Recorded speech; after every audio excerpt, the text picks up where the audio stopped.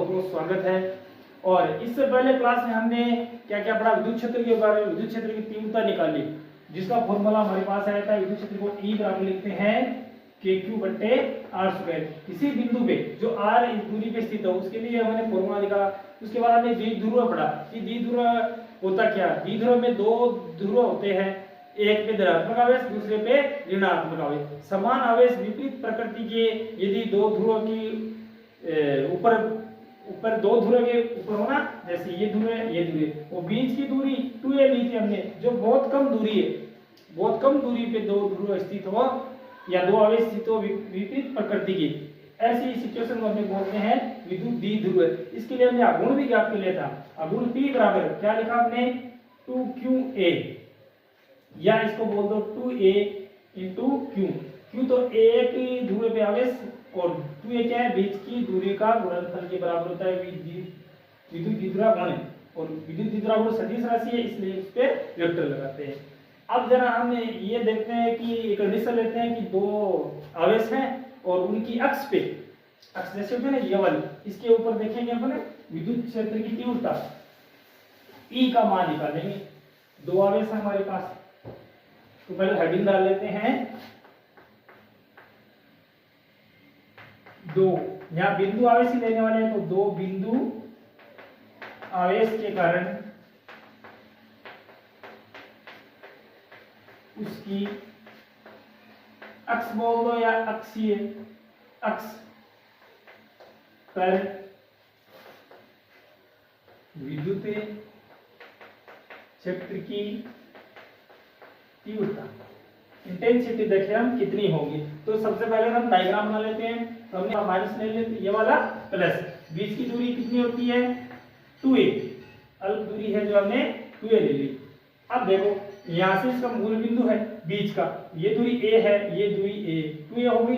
अब अक्ष पर कोई बिंदु P लेंगे, तो ये इसकी ये तो अक्ष रहेगी और ये वाली ये निरक्ष रहेगी, है ना।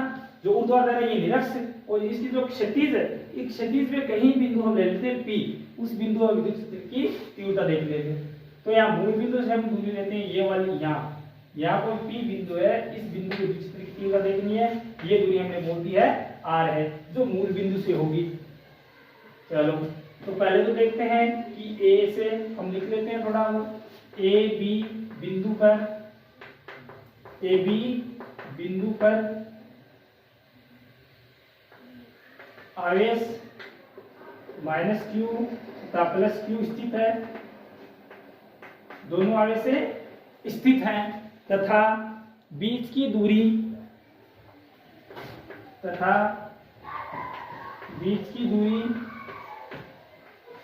कितनी है 2a है, 2a दूरी पर स्थित है।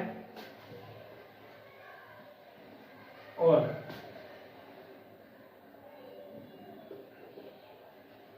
मूल द्विध्रुव के मूल बिंदु से, तो मैं लिख रहा हूं मूल बिंदु से R दूरी पर स्थित बिंदु P पर विद्युत क्षेत्र की तीव्रता। ये थोड़ी बहुत आप देख के डायग्राम देख कर हमने ये आप ये लिख लेना, पहले डायग्राम बनाया उसके बाद आप लिख देना। दो हमने बिंदु लिए हैं, ए पे तो माइनस रखा, बी पे प्लस आवेश रखा। द्विध्रुव के मूल बिंदु होता है जहां से ये द्विध्रुव ये घूमता है, ये सेंटर ऑफ गैस का, सेंटर से हमें R दूरी में बिंदु P पे विद्युत क्षेत्र की तीव्रता ज्ञात करनी है। चलो तो इस A आवेश के या A बिंदु वाले या माइनस आवेश के कारण से P बिंदु पर विद्युत क्षेत्र की तीव्रता देख लेते हैं, उसको हम E1 बोल देते हैं। उसकी दिशा इस ओर होगी क्योंकि माइनस आवेश है, तो माइनस आवेश है तो विद्युत क्षेत्र की दिशा अंदर की ओर होती है, तो हम ये तीर वाला निशान इधर बनाएंगे, विद्युत क्षेत्र की तीव्रता ये होगी। B बिंदु के कारण से देख लो ये प्लस आवेश है तो इधर होगा E1 और E2, इसको बोलते हैं E2। E1 A के कारण से, E2 है B के कारण से, ठीक है। अब E1 E2 को जोड़ देंगे तो ये बिंदु विद्युत क्षेत्र की तीव्रता निकाल देंगे। तो हम क्या करते हैं बच्चों, E1 निकाल लेते हैं पहले। E1 है क्या, A या -Q आवेश के कारण, -Q यहाँ ऐसे नहीं लिखेंगे, -Q आवेश के कारण P पर विद्युत क्षेत्र की तीव्रता आगे आगे रखा करो, रफ में आप लिख लो, ये लिख लो, फिर हम मिटा देते हैं इतना वाला। क्या कर रहे हैं, माइनस आवेश के कारण से P बिंदु पर विद्युत क्षेत्र की तीव्रता। तो अब तो विद्युत क्षेत्र की तीव्रता का हमें फॉर्मूला पता है, हमने पढ़ा है कि विद्युत क्षेत्र बराबर होता है KQ1 बटे R स्क्वायर, KQ1 बटे R स्क्वायर। K का मान कितना आता है 1 बटा 4 पाई R 1/4 pi epsilon not K का ये मान, हमको K को K रखेंगे, यहाँ पे K का मान नहीं रखेंगे। और ऐसे K एक नियतांक, इसका मान होता है 9 × 10 की पावर 9। ये हमने पहले क्लासों में हमने पढ़ रखा है। चलो तो इसका फॉर्मूला हम याद देते हैं, या E1 बराबर होगा KQ बटे R स्क्वायर। फॉर्मूला लिख रहा हूं अभी। तो अब हमें बीच की दूरी चाहिए, हमें जरूरत पड़ती है, R है ना यहाँ पे, आवेश तो हमारे पास है, K की निश्चित वैल्यू होती है, R बीच की दूरी चाहिए, होगी कितनी भी देख लो। इस आवेश की बात करें माइनस Q आवेश के कारण से P बिंदु पर कितनी दूरी चाहिए, अब इतनी दूरी कितनी है अभी, ये तो R है और ये वाली A है। क्या इनको जोड़ दें क्या, हाँ बिल्कुल जोड़ देंगे। ये तो R है, ये A है, पूरी दूरी हो जाएगी R प्लस A। तो R की जगह रखेंगे हम R प्लस A। तो E1 बराबर आ गया KQ बटे R प्लस A का। अब R स्क्वायर होता है तो हमने ये वाला स्क्वायर लगा देंगे। ये समीकरण, अब दिशा भी बोलो जरा, ये अंदर की ओर दिशा है तो हम क्या बोलेंगे P2A। दिशा हम बोल देते हैं P से A के अनुदिश। ये हमने दिशा भी लिख दी है, क्योंकि विद्युत क्षेत्र क्या है, सदिश राशि है, हमें दिशा बतानी पड़ती है। समीकरण 1B से बोल देते हैं, समीकरण नंबर 1 का भी। अब क्या करते हैं, प्लस Q आवेश के कारण से, प्लस Q आवेश के कारण बिंदु P पर विद्युत क्षेत्र की तीव्रता वो कितनी होगी, वही E2 बराबर होगी, E2 बराबर KQ बटे R स्क्वायर, KQ बटे बीच की दूरी का होल स्क्वायर। यहाँ B इस माइनस प्लस आवेश की बात कर रहे हैं तो ये दूरी कितनी होगी, ये वाली, ये दूरी चाहिए ना बीच की दूरी, ये वाली चाहिए। हमारे पास ये बोलते पूरी R है, इसमें से एक घटा देंगे, भाई R है, इनमें से एक क्या माइनस करना पड़ेगा, घटाना पड़ेगा, तब हमारे पास से ये दूरी आ जाएगी। तो लिखो E2 बराबर क्या होगा, E2 बराबर होगा KQ बटे बीच की दूरी कितनी है हमारे पास है, पूरी तो ये R है, R में से ये घटाते हैं तो ये B2P हमारे पास से दूरी आ जाएगी। तो क्या करते हैं, R माइनस A का होल स्क्वायर है, तो सूत्र का हमने स्क्वायर लगा दिया। अब ये आगे समीकरण नंबर 2, दिशा भी लिख दो, इसकी दिशा देखते हैं जरा किधर है, इस कारण के, इस वाले कारण से ऋणात्मक आवेश है तो रेडियली हमें पता है प्लस आवेश के विद्युत क्षेत्र की दिशा बाहर की ओर होती है या अंदर से बाहर की ओर, ये बोल दो आप। तो दिशा इधर है ना, इधर, तो B से P ये लिखेंगे, B से P लिख दो या B से P के अनुदिश लिख दो, B से P के अनुदिश। हाँ बोलो क्या हुआ, हाँ आ रहा हूँ अभी, B से P के अनुदिश, समीकरण नंबर 2 बोल दो। समीकरण 1 और 2 आ गई हमारे पास, इन दोनों को जोड़ देंगे और विद्युत क्षेत्र की तीव्रता का मान निकाल लेंगे। चलो परिणामी विद्युत क्षेत्र की तीव्रता कितनी हो जाएगी, कि दोनों विद्युत क्षेत्र की तीव्रता ही है, दोनों को क्या करेंगे जोड़ देंगे। समीकरण 1 और हमारे पास 2 आ गई है।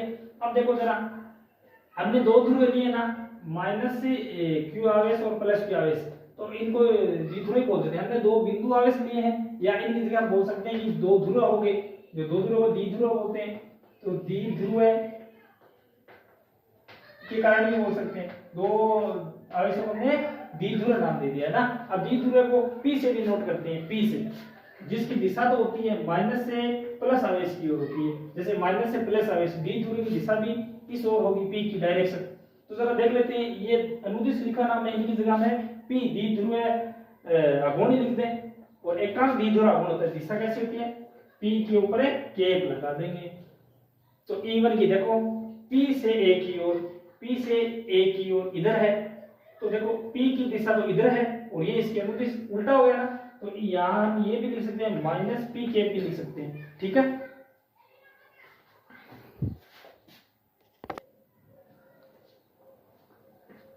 तो यहाँ पे हमने दिशा लिख दी है माइनस पी केप। अब जरा इसमें देख ले बी से पी की ओर है, ये बी से पी की ओर दिशा आई है, तो ये तो द्विध्रुवाग्न की दिशा है, इसी दिशा में विद्युत क्षेत्र की दिशा है, तो इसको हम पी केप बोल देते हैं।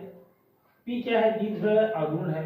ये लिख दिया समीकरण 1 और 2 आ गई, दोनों को परिणामी करेंगे तो जोड़ देंगे, तो हम लिखेंगे परिणामी तीव्रता, इतना हमने मिटा लें। और हमारे पास 1 और 2 का मान चाहिएगा, तो हम यहाँ लिख लेते हैं कि E1 का हमारे पास आ गया के क्यू बटे आर प्लस ए का होल स्क्वायर, और माइनस पी ये दिशा लिख ली, E2 हमने लिख ली है के क्यू आर माइनस ए का होल स्क्वायर, और पी के अनुदिश, पी द्विध्रुवाग्न है यहाँ पे।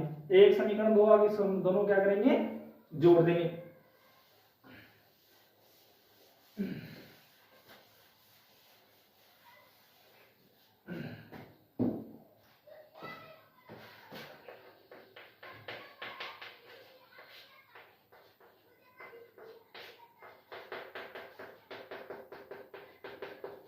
मान रखा दो जरा, E बराबर आ जाएगा, E1 का मान कितना है? ये माइनस से द्विध्रुवाग्न का माइनस है, इस समीकरण में हम यहाँ लगा देते हैं ये, और ये तो प्लस में है, ये माइनस में, तो पहले मैं प्लस वाली लिख रहा हूँ, उसके बाद में माइनस वाली लिख रहा हूँ, कोई फर्क नहीं पड़ता। के क्यू बटे आर माइनस ए का होल स्क्वायर, फिर माइनस कर रहा हूं मैं के क्यू बटे आर प्लस ए का स्क्वायर, और मैंने दिशा को क्या कर लिया? कॉमन ले लिया। यहाँ पे एकांक सदिश है, इसको मैंने बाहर ले लिया। मैंने E2 पहले लिखा है, इवन बाद में जोड़ बाकी में आप पहले बाद में लिख सकते हो, जो कॉमन है उनको बाहर ले लो। तो एक तो द्विध्रुव की दिशा है, तो हमने यहाँ बाहर लिख ली, एक क्या है? के है, और एक क्यू है, इनको भी बाहर ले लेते हैं, के क्यू, ये बाहर। अंदर क्या बचा है? 1 अपॉन आर माइनस ए का whole square minus 1 upon R plus A का होल स्क्वायर। ये मान आ गया। अब इनको घटा देंगे, लघुत्तम से घटा देंगे, के क्यू लघुत्तम ले लो, इनका कितना आ गया? आर माइनस ए का whole square are plus A का होल स्क्वायर, हमारे पास लघुत्तम आ गया ये वाला, ये इससे कट जाएगा, बचेगा ये वाला, ऊपर ए करना, इसलिए आर प्लस ए का स्क्वायर, यहाँ पे ऋणात्मक माइनस का चिन्ह है, और इधर आ गया, ये इससे कट गया, ये आ गया।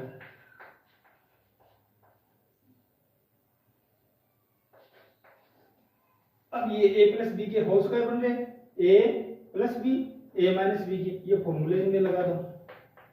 अब तो कैलकुलेशन करनी है बस, a प्लस बी फॉर्मूला है a का स्क्वायर प्लस b का स्क्वायर प्लस 2ab, तो a की जगह r square plus a square plus 2ra ये वाला लगा दिया। यहाँ पे माइनस चिन्ह है, तो आपको ध्यान देने की बात है, तो यहाँ ये माइनस है तो इनके माइनस लगाना। एक ध्यान देने वाली बात है, ये द्विध्रुवाग्न की दिशा देखो, हमारे पास द्विध्रुवाग्न की विपरीत दिशा है, तो हमने माइनस लिया, फिर माइनस को बाहर निकाल लिया, इवन हमारे पास क्या आ गया? नेगेटिव आ गया, इसीलिए ये माइनस चिन्ह है। माइनस क्यों है ये भी आपको पता होना चाहिए।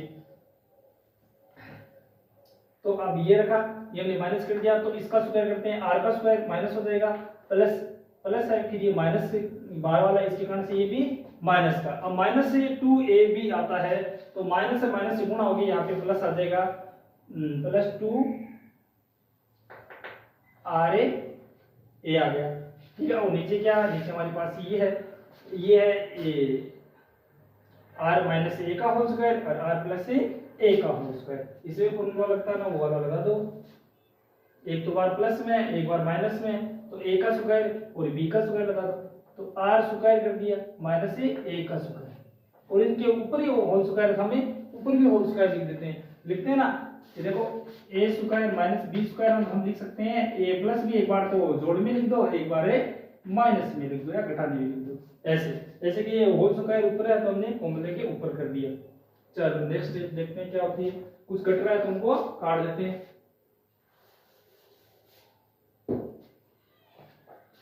आर स्क्वायर से आर स्क्वायर कट गया, ए स्क्वायर से ए स्क्वायर कट गया, बस ये जुड़ गए 2RA और 2RA 4RA हो गया। तो हमारे पास आगे मान आ गया E परिणामी तीव्रता का आ गया के क्यू, ऊपर तो हमारे बच रहे 4RA बट्टा है R square minus A square, का होल स्क्वायर और साथ में दिशा चल रही है पी के, ये चल रही है।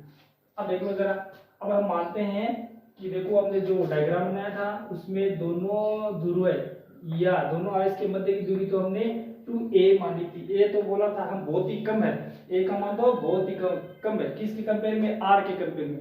आर हमने कोई अन्य बिंदु लिया है यहाँ से ये वाला, तो आर तो ज्यादा है, आर की दूरी क्या है? ज्यादा, और ए की दूरी बहुत ही कम होती है। तो ए को नेगलेक्ट कर देते हैं, यहाँ पे शून्य कर देते हैं। किसके कंपेयर टू? आर के कंपेयर टू। तो हम लिखेंगे आर ग्रेटर देन ए। ए बहुत ही छोटी राशि है, छोटी राशि का आप स्क्वायर करोगे तो उससे भी छोटी हो जाएगी, है ना। तो इसको क्या कर देते हैं? नेगलेक्ट कर देते हैं। तो देखो E बराबर हमारे पास आ गया, तो A को 0 ही कर दो, के क्यू। इससे पहले हमें ये करना पड़ेगा, इसको 2 और 2 में डिवाइड कर लो 4 को। अब यहाँ पे देखो क्यू भी हमारे पास एक आवेश है और 2 भी है और A भी है।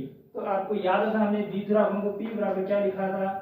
2a × q, ये लिखा था, एक आवेश और बीच की दूरी। इसकी जगह क्या मैं द्विध्रुव गुण लिख सकता हूँ क्या? हाँ लिख सकते हैं अपन। देखो k तो ऐसे रहने दो, q 2a की जगह, इनकी जगह हम क्या लिख देते हैं? p लिख देते हैं, है ना। और यहाँ पे हमारे पास 2 बच गया और क्या बच रहा है? r और नीचे क्या बचा है?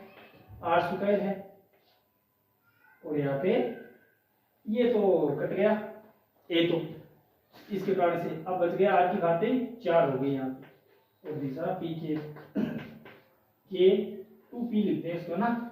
2p एक आर है और आर की घात 2 और 2 4 हो गई, 4 घात से एक आर कट गया, तो आर की घात कितनी बच गई? यहाँ पे 3 बच गई। ये हमारा फाइनल रिजल्ट रहेगा के 2p/r³ ये विद्युत क्षेत्र की तीव्रता आ गई अक्ष पर।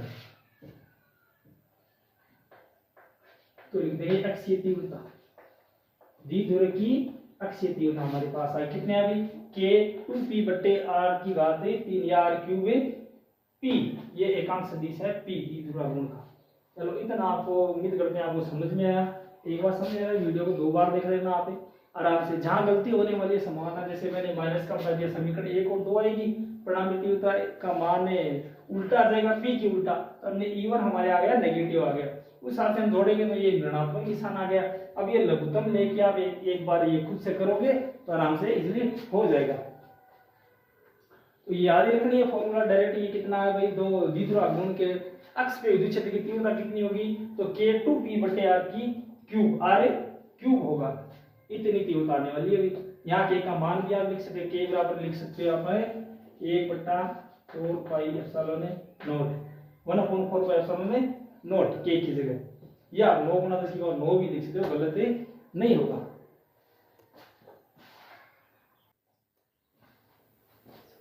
चलो बच्चों, ये क्वेश्चन एग्जाम में भी बहुत बार पूछे जाते हैं कि विद्युत द्विध्रुव के कारण उसके अक्ष पे बताओ विद्युत क्षेत्र की तीव्रता, निरक्ष पे बताओ, है ना। तो अक्ष को छोड़ देंगे तो बाकी निरक्ष ही हो जाएगा, उसमें हमें विद्युत क्षेत्र की तीव्रता निकाल लेंगे। द्विध्रुव है तो हम 2 आवेश ले लेते हैं, एक तो हमने इधर ही बना लिया माइनस आवेश ले लिया ये वाला, और ये वाला ले लिया हमने प्लस आवेश। 2 आवेश है, द्विध्रुव बन गया। और ये लो मूल बिंदु 0 है इसका यहां से, तो ये होगा द्विध्रुव गुण p की दिशा इधर होगी, ठीक है। ये मूल बिंदु है, इससे आप दूरी लेते हैं, कोई r दूरी ले लेते हैं। r दूरी पे कौन सा बिंदु होगा? बिंदु होगा p। ये बिंदु हमने बोल दिया p बिंदु है। p बिंदु विद्युत क्षेत्र की तीव्रता में निकालनी, मूल बिंदु से लिया, इसको 0 बोलता, o बोलता है ना, o बोल दिया हमने। अब हमें तो फॉर्मूला पता है कि कैसे निकालते हैं। तो विद्युत क्षेत्र की तीव्रता E बराबर होता है k3/r² होता है। r² बीच की दूरी है जहां पे हम निकाल रहे हैं, और आवेश तथा जहां में निकाल रहे हैं उनके बीच की दूरी। तो हम डायरेक्ट यहां से देखते हैं कि ये बिंदु A मान लो ये B है, तो A से P के बीच की दूरी कितनी होगी? ये वाली होगी, और इसको भी मिला दिया, ये होगी, है ना, होगी। अब जरा देख लो कि माइनस आवेश के कारण से P पर विद्युत क्षेत्र की तीव्रता की दिशा, इधर देख लो E1 कितना होगा? इसका E1 बोलते हैं, इसका E2। E1 की दिशा के माइनस आवेश है, तो विद्युत क्षेत्र की दिशा अंदर की ओर होती है माइनस आवेश की, तो E1 की दिशा ये होगी, ऐसे लिखा हुआ है ना। E2 की देखते हैं तो प्लस आवेश है, तो हमें पता है कि प्लस आवेश है तो विद्युत क्षेत्र की दिशा किधर होती है, बाहर की ओर होती है। तो किधर होगी भाई, अंदर की ओर ना होके बाहर की ओर, उस ओर होगी। तो इसकी अनुदिश होगी, या बीपी बोलते हैं, बीपी की अनुदिश यल इधर होगी, इसको बोल देंगे E2। क्योंकि दो आवेश है तो दो विद्युत क्षेत्र की तीव्रता दो आएंगी, हम दोनों को जोड़ देंगे। अब देख लेंगे कि परिणामी विद्युत क्षेत्र की तीव्रता कैसी है। अब इनको कैसे जोड़ेंगे देखते हैं इनको। ये वाली, ये कोण हम बोल देते हैं कोण है थीटा। थोड़ा तो लिख लेते हैं कि बिंदु ए बी पे कौन से आवेश हैं, प्लस और माइनस आवेश, माइनस आवेश तथा प्लस आवेश के बीच की दूरी 2a है ना, और मूल बिंदु से O से r दूरी पर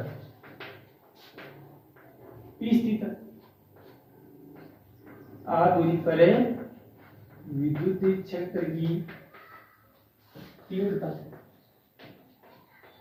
ये हमें निकालनी है। देख लेते हैं, तो पहले तो लेते हैं माइनस क्यू आवेश के कारण से, उसी तरीके से हम करते रहेंगे। माइनस क्यू आवेश के कारण,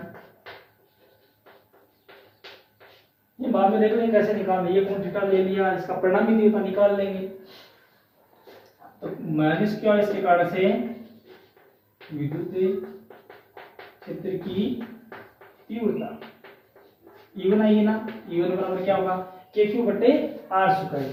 तो E1 बराबर हम लिखते हैं KQ बटे R स्क्वायर की जगह बीच की दूरी होगी, बीच की दूरी R तो ये है, O से लेके P की बीच की दूरी है, हमें तो ये दूरी चाहिए, ये कितनी होगी, ये हमने 2a बोला है पूरी को, ये दूरी होगी a और ये भी a, दोनों हो गई। अब जरा देख लो इधर से, ये ऊर्ध्वाधर लिया है वो तो इसके लंबवत है, ये R किसके लंबवत है, AB के लंबवत है। हमें ये लिखना भी चाहिए यहाँ पे कि जो PO है ना, लंब है किस पे, AB पे, लंबवत हो जाएगा, निरक्ष लिया हमने। तो ये 90 डिग्री का हो गया, तो हम बोल देंगे ये समकोण त्रिभुज है। समकोण त्रिभुज है तो ये हो गया कर्ण, या आधार ये लंब हो गया, तो ये वाली कर्ण याद कर लेते हैं। हाइपोटेनस कितनी होगी, ये हो जाएगी लंब स्क्वायर प्लस है आधार स्क्वायर प्लस लंब स्क्वायर बोल दो यार, तो इसको बोल देंगे हम हो जाएगी, और स्क्वायर है, स्क्वायर उठाएंगे तो रूट आ जाएगा, रूट है, ये बोल देते हैं R square plus A square. हमारे पास बीच की दूरी आ गई। इसी प्रकार से इस त्रिभुज में देखो 90 डिग्री का कोण है, पाइथागोरस प्रमेय लगाएंगे तो ये वाली कितनी आ जाएगी, रूट आ जाएगी R स्क्वायर प्लस A का स्क्वायर, बीच की दूरी, और दोनों भी सेम ही है। देख लो इधर से ये दूरी, इधर से ये दूरी बराबर ही रहने वाली। तो इसका मान R का मान हमारे पास आ गया R स्क्वायर प्लस A का स्क्वायर, जो कि रूट में है, और हमने पढ़ा है कि जो फॉर्मूला है KQ बटे R स्क्वायर, उसमें स्क्वायर है, स्क्वायर से रूट कैंसिल हो जाएगा। यहाँ लिख ही देते हैं R स्क्वायर प्लस A का स्क्वायर रूट, और इसका होल स्क्वायर। अब देखेंगे दिशा किधर होगी भी, दिशा तो होगी P से A की ओर, या P से A की अनुदिश बोल देते हैं, की ओर बोल दो, अनुदिश बोल दो, दोनों ठीक है। समीकरण नंबर 1 आ गई, हम स्क्वायर से हटा के भी लिख देते हैं। E1 हमारे पास आ गई KQ बटे R square plus A square, ये समीकरण हमारे पास आ गई एक, जो कि माइनस आवेश के कारण चाहिए। अब हम देख लेते हैं कि प्लस आवेश के कारण से, प्लस आवेश के कारण से, प्लस Q आवेश के कारण बिंदु P पर विद्युत क्षेत्र की तीव्रता, ये कितने इंपॉर्टेंट सवाल है, तो आप स्टेप बाय स्टेप ध्यान से देखिए इनको।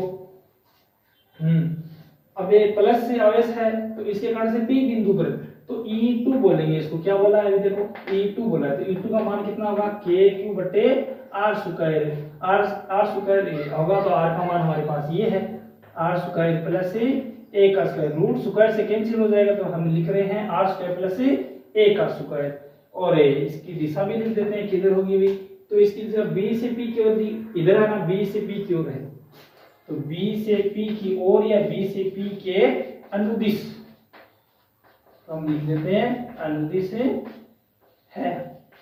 समीकरण इसको बोलते हैं, समीकरण हमारा भी 2 आ गई। समीकरण 1 और 2 को जरा हम गौर से देखते हैं तो ये तो एक बीच की दूरी 1 है और आवेश का मान ये एक बराबर ही है, प्रकृति विपरीत है, जो कि हम दिशा इसमें लिखते नहीं, विद्युत क्षेत्र में परिणामी दिशा देखते हैं। तो ये एक मान एक है, समीकरण 1 बराबर 2 हो गया। एक दोनों समीकरण क्या है, दोनों बराबर है, दोनों बराबर है, लेकिन इनकी जरा दिशाएं देखो जरा कैसे, ये तो ऊपर की ओर है, ये नीचे की ओर है, जुड़ेगी कैसे, E1 प्लस E2 कैसे करेंगे। तो इसकी परिणामी तीव्रता निकाल लेंगे। परिणामी तीव्रता किधर होगी, इनके बीच होगी, इधर होगी परिणामी तीव्रता, रिजल्टेंट बोलते हैं इनको, ये इधर बीच में होगी। ये कितनी होगी, E1 प्लस E2 होगी। दोनों को जोड़ते हैं, परिणामी तीव्रता अलग ढंग से हमें जोड़ते हैं, जो आपने सदिश वाले में चैप्टर वाले में पढ़ रखे, 11वीं क्लास में पढ़ रखा होगा।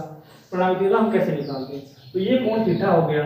तो देखो जरा ये AB के समांतर ये है परिणामी तीव्रता। अब दोनों समांतर रेखा है तो ये कोण थीटा, तो ये एकांतर कोण हो जाएगा, तो ये कोण भी थीटा हो जाएगा। अब जरा मेरे को बताओ, ये E1 है इधर वाला घटक है, इसको हम तोड़ते हैं 2 घटकों में और इसको भी 2 घटकों में तोड़ते हैं। तो एक तो होगा क्षैतिज घटक और एक E1 का हो जाएगा ऊर्ध्वाधर घटक हो जाएगा। 2 घटकों में तोड़ते हैं तो इसका E1 का कौन सा वाला बनेगा, तो ये बोलेंगे हम E1 है कोस थीटा, कोण लिया तो थीटा बनेगा, और इधर वाला कौन सा बनेगा, E साइन थीटा। E ये नहीं हमारे पास E1 है, तो E1 है साइन थीटा, हम यहाँ लिख रहे हैं, ये बनेगा E1 है साइन थीटा। इसी प्रकार से हम ऊपर वाले विद्युत क्षेत्र की तीव्रता E2 है, इसको देखते हैं जरा, इसको कैसे तोड़ देंगे। ये कौन समान होंगे भाई, ये थीटा है तो ये भी कितना होगा, थीटा ही होगा। चलो तो अब देखते हैं E2 का ये क्षैतिज घटक क्या होगा, ये एंगल थीटा है, ये है तो E2 cos थीटा होगा, और ये ऊर्ध्वाधर घटक है, ये तो ऊपर की ओर होगा क्योंकि विद्युत क्षेत्र E2 ऊपर की ओर है ना, तो ये वाला घटक क्या होगा, ये होगा E2 sin थीटा। ये होंगे जरा देखो। अब ये दोनों घटक एक ही तरफ आ गए, E1 cos थीटा और E2 cos थीटा, इन दोनों को ये तो जुड़ जाएंगे, और ये तरफ देखो, ये तो नीचे है और ये ऊपर है, दोनों समान है, E1 E2 का मान समान है, कोण समान है, ये मान तो बराबरी हो जाएंगे, और दिशा विपरीत है तो ये तो कट जाएंगे ना, ये तो कट जाएंगे, ये दोनों क्या हो जाएंगे, जुड़ जाएंगे। तो परिणामी तीव्रता E बराबर क्या आ जाएगा हमारे पास, E1 cos थीटा और E2 cos थीटा। यदि आपको घटकों में तोड़ना नहीं है तो घटकों में आपने 11वीं क्लास में तोड़ना सीख रखा होगा, और नहीं आता आप वीडियो देख ले 11वीं क्लास का। समीकरण को मिटा देते हैं, इतना आप नोट कर लो। समीकरण 1 और 2 तो बराबर है, तो ये बात हमें लिखेंगे। मान क्या है ये भी जरा देखना पड़ेगा, r² प्लस a² आएगा।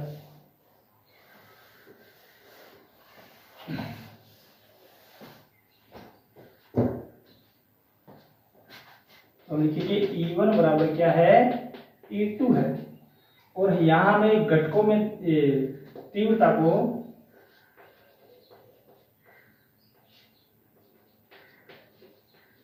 घटकों में तोड़ते हैं, हमने घटकों में तोड़ लिया तो हमारे पास आ गया, हम लिखेंगे ऊर्ध्वाधर घटक तो एक जैसे ही है, विपरीत दिशा तो ये तो निरस्त हो जाएगी, ये बात हमें लिखनी पड़ेगी। तो हम लिखेंगे ऊर्ध्वाधर घटक कौन कौन से हैं, E1 sin थीटा तथा E2 sin थीटा। हम बोलेंगे कट जाएंगे या निरस्त हो जाएंगे, निरस्त होंगे। यहाँ कारण दो कारण है, दिशा क्या है, कारण दिशा विपरीत।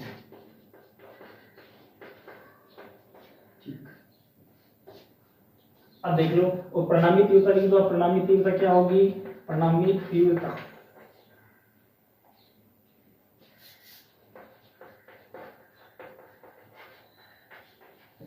परिणामी तीव्रता हो जाएगी E1 या E बराबर लिखो यहाँ पे E1 cos theta plus E2 cos theta, ये दोनों को जोड़ देंगे। E1 E2 का मान तो एक ही, आप E रख लेते हैं यहाँ पे, या आगे रख देंगे। चलो तो E बराबर हो जाएगा, E1 का मान क्या है हमारे पास है, E बराबर या E1 है बराबर है E2 बराबर लिखो यहाँ पे KQ बटे R प्लस ए का square, R square plus A square, ये मान आया था हमारे पास। तो हम ये रख देंगे इसकी जगह K Q R square plus A square cos theta. Cos theta देखो दोनों में ही है, तो हम कोस थीटा फॉर्म में ले लेते हैं। और इधर भी क्या है, देखो ये भी सेम है ना, के Q R square plus A square cos theta. अब जरा आप यहां से देख लो कि ये कौन थीटा दिया गया है, तो कोस थीटा का मान है कितना होगा। भाई कर्ण है हमारे पास, लंब है, आधार का मान दिया गया है, तो कोस थीटा बराबर क्या होता है, कोस थीटा बराबर होता है आधार बटे कर्ण का आधार हमारे पास ए है, कर्ण क्या है R square plus A square का रूट ये है। तो कोस थीटा की जगह हम ये मान रख सकते हैं, किसका, कोस थीटा का, जो हमने इसे आकृति से हमने निकाला है। तो ई बराबर आ जाएगा, ये सेम है तो एक रे दो हो गए ना, तो 2 के क्यू बटे R square plus A square, और कोस थीटा का मान हमारे पास आ गया है तो गुणा ए बटे R square plus A square, root R square plus A square, इतना मान आ गया। अब जरा देख लो, ये तो इनको माने ये तो घात होगी एक, और ये घात है आधी, तो आधार तो समान उनमें घातें जुड़ जाती है, वो नियम लगा हुआ है, हम क्या करते हैं इनको जोड़ देते हैं।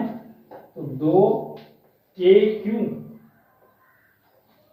क्यू है और इधर ए है, ये ए इधर है। अब नीचे क्या बचा हमारे पास, देखो जरा, घात कितनी हो जाएगी, एक है, ये आधी है, R square plus A square, या दिखा दो 1 प्लस ये हाफ है, जैसे 3/2 ही लिख दो, सीधी 3/2 आ गई। अब जरा इधर देखो, इधर तो 2 है, a है और q है, तो हमने विद्युत द्विध्रुव P बराबर लिखा है, कितना होगा 2a q, ये इसकी जगह 2q a की जगह मैं सीधा p लिख रहा हूं यहाँ पे, तो आएगा k p बटे, अब यहाँ पे देखो a उसी प्रकार से करेंगे कि a compare to r, a की तुलना r से करेंगे तो a तो बहुत छोटी राशि है, स्क्वायर करेंगे तो और भी छोटी आ जाएगी, तो हम a को नगण्य कर लेते हैं। तो यहाँ पे मान क्या बचेगा, r की घात, और भी कुछ बच रहा है क्या, r नहीं बचा क्या यहाँ पे, नहीं है, चलो तो यहाँ पे r स्क्वायर है और ये घात, ये तो a वाला 0 हो गया, इसकी घात है 3/2। अब जरा देखो, ऐसे होते हैं घात r का स्क्वायर और कोष्टक इसकी घात, तो ये गुणा हो जाती है, तो 2 से 2 कट गया और घात बच गई 3 बच गई, तो r क्यूब बच गया, इधर r क्यूब बच गया। तो परिणामी तीव्रता E बराबर आ जाएगा हमारे पास है kp बट्टे r की घात 3, ये मान होगा। इसको हम बोलेंगे कि विद्युत द्विध्रुव के कारण निरक्ष के विद्युत क्षेत्र की तीव्रता कितनी होती है। ये तो उससे मेरे को आधी लग रही है, क्या लग रही है, आधी, क्योंकि उसके यहाँ पे गुणा में 2 था, इसके 2 नहीं है, बस इतना सा अंतर है, तो वो 2 गुना है। क्या वो 2 गुना है, हाँ, तो देखो अक्ष वाली विद्युत क्षेत्र की तीव्रता का मान 2 गुना होगा, किससे वाले, निरक्ष से। तो विद्युत क्षेत्र या विद्युत द्विध्रुव को हम ऐसे पकड़ेंगे तो इधर वाले तो विद्युत क्षेत्र का मान ज्यादा होगा ऊपर वाले की तुलना में, ऊपर वाले से 2 गुना हो जाएगा, ऊपर या नीचे लेंगे हमें P बिंदु तो उसका मान कम आएगा, कितना कम आएगा, आधा आएगा, आधा ही हो जाएगा। तो विद्युत क्षेत्र की तीव्रता हमारी फाइनल आ गई kp बट्टे r क्यूब। इसकी दिशा की बात कर लेते हैं, दिशा किधर होगी, तो विद्युत द्विध्रुव की दिशा देखो, माइनस आवेश से प्लस आवेश की इस साइड हमने लिखी है, यहाँ पे P की दिशा इधर होगी, और इधर जरा देखो, ये तो दोनों निरस्त हो गई, और इसकी दिशा जरा इधर देखो, ये दोनों E1 cos थीटा और E2 cos थीटा जुड़े हैं, तो इसकी दिशा इधर आई है, ये वाली, तो क्या हम लिख देंगे, विद्युत द्विध्रुव की विपरीत दिशा में होगी, है ना, ये आप क्या लिख दें, P कैप या माइनस P कैप लिख दो, ये मान आएगा। इसकी दिशा मेंशन आपको जरूर करनी है। तो उम्मीद करते हैं आपको ये समझ में आया है ठीक से, आप एक बार निकालो अच्छे से। आज की क्लास के लिए बस इतना ही।